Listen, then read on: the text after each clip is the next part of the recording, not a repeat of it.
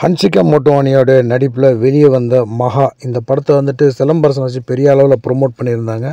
But சிலம்பரசனுக்கே அந்த படத்தில் வந்து பார்த்திங்கன்னா வேலையே இல்லை. ஹன்சிகா மோட்டோவானிக்கு பெரிய எதிர்பார்ப்பில் வெளியான ஒரு படம், 50வது படமோ 25வது படமோ அப்படின்னு நினைக்கிறேன்.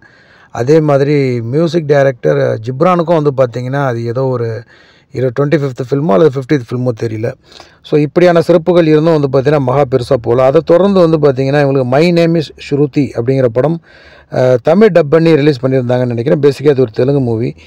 இந்த படத்தை வந்து ஸ்ரீனிவாஸ் ஓம்கார் இந்த படத்தை டைரக்ட் பண்ணியிருந்தார். சோட்டா கே பிரசாத் எடிட்டிங் பண்ணியிருந்தார். மியூசிக் மார்க் அப்படிங்கிறவர் பண்ணியிருந்தார். இந்த படத்தோடைய டிஜிட்டல் ரைட்ஸ் வந்து பார்த்திங்கன்னா ஆஹா தமிழ் இவங்க வாங்கியிருக்கிறாங்க. பட் தமிழ் வெர்ஷன் ஸ்ட்ரீமிங் பண்ணுறாங்களா இல்லையா அப்படிங்கிறது தெரியல. தெலுங்கு வெர்ஷன் வந்துட்டு பார்த்திங்கன்னா இந்த மாதம் 28ஆம் தேதி ஸ்ட்ரீமிங் பண்ண போகிறதா அஃபிஷியலாகவே சொல்லியிருக்கிறாங்க.